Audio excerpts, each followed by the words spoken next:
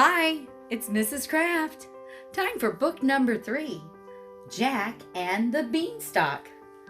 There's Jack climbing the beanstalk. Jack and the Beanstalk. Once upon a time, in a far, far away galaxy, there lived a boy with his mother in a tiny cottage. They were very poor. One day, his mother said to him, "Jack, you must take our cow to the market and sell her so we can buy food." Jack set out at once. He was a good boy. On the way, he met an old man. "Well, that's a fine-looking cow," said the old man. "If you'll give her to me, I'll give you some magic beans." Jack stared at the red and yellow beans in the man's hand. How exciting! He figured if he took the beans and said goodbye to his cow, he would run back home. Jack's mother was very angry when she saw that he had done. "Well, you silly boy," she exclaimed. "Now we'll starve. We have no food." And she threw the beans out the window. When Jack awoke the next morning, his bedroom was dark. He ran to the window and saw a tremendously tall beanstalk outside. It seemed to reach up to the sky. Oh no, they were magic beans! Jack shouted, and he jumped out the window and quickly climbed up the beanstalk.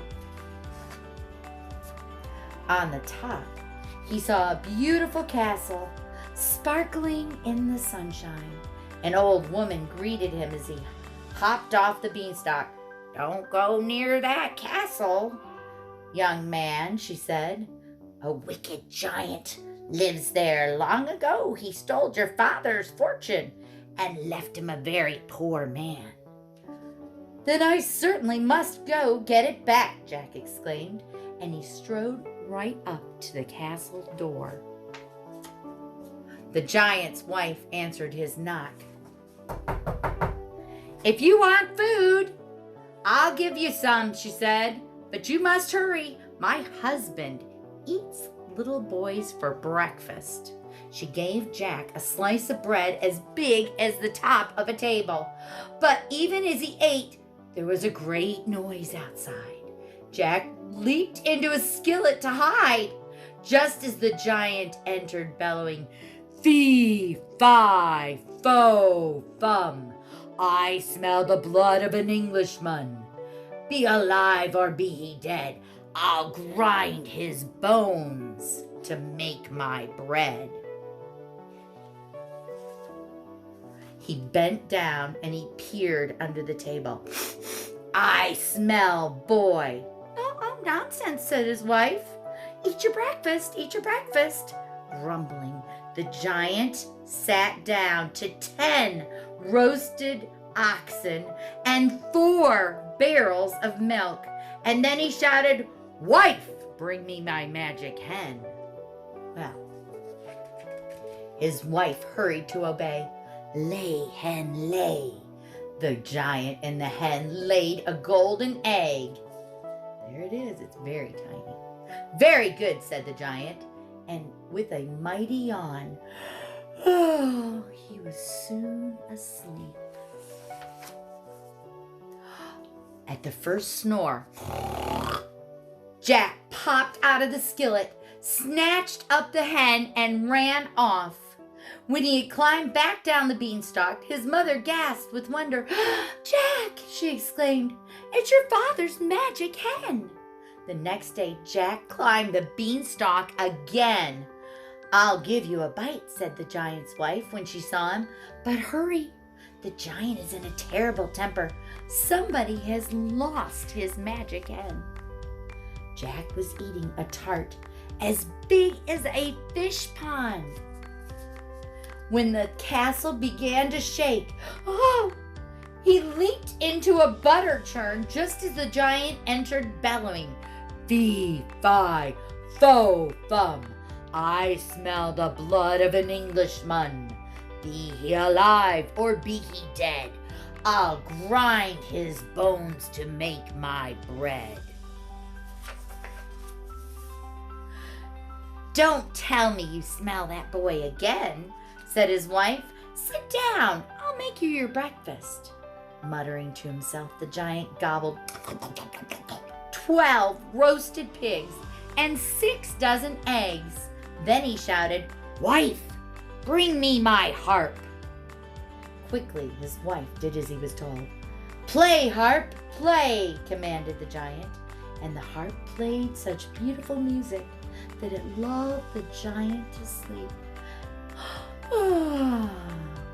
At once, Jack jumped up and out of the butter churn, grabbed the harp and ran away.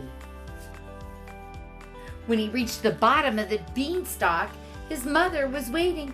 Oh, Jack, she said happily, you found your father's magic harp. When Jack climbed the beanstalk the next day, the giant's wife was waiting for him. I'll give you a snack if you wish, but you're in great danger.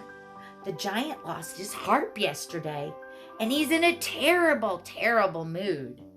Jack was eating a cupcake as big as a haystack. When he heard the giant coming, he jumped into a pail and listened to the terrible roar.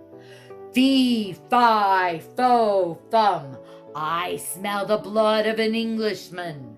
Be he alive or be he dead, I'll grind his bones to make my bread. Sit down, his wife said. And the giant's wife said, I'll get your breakfast. Then you'll feel better.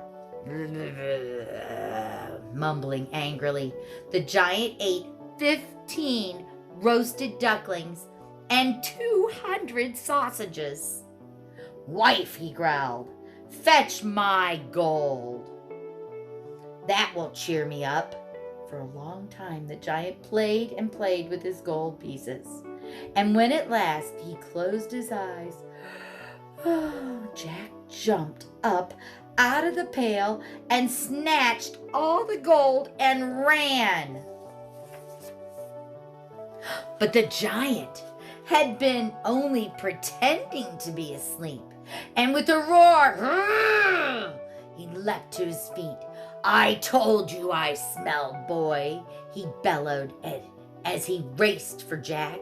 Poor Jack ran faster than he ever had run in his life. Mother, Mother, get the axe ready, he cried. As he climbed down, the beanstalk began to sway. Jack looked up and saw the giant coming down too. It was such a frightening sight that Jack dropped the gold and tumbled all the way to the ground. Quick as a wink, he jumped up and took the axe from his mom. Smack, smack, smack. The beanstalk snapped in two. There was a great crash. And the giant lay down unconscious before them. Jack's mother gave him a hug and told him he was a good boy and he was very brave. You've brought back your father's hen. You've brought back your father's harp, and you've brought back your father's gold, she said. We'll certainly live happily ever after. For who could be sad with a hen that laid golden eggs, a harp to play beautiful music, and a gold to buy all the bread and cheese and even sometimes strawberry tarts? The end.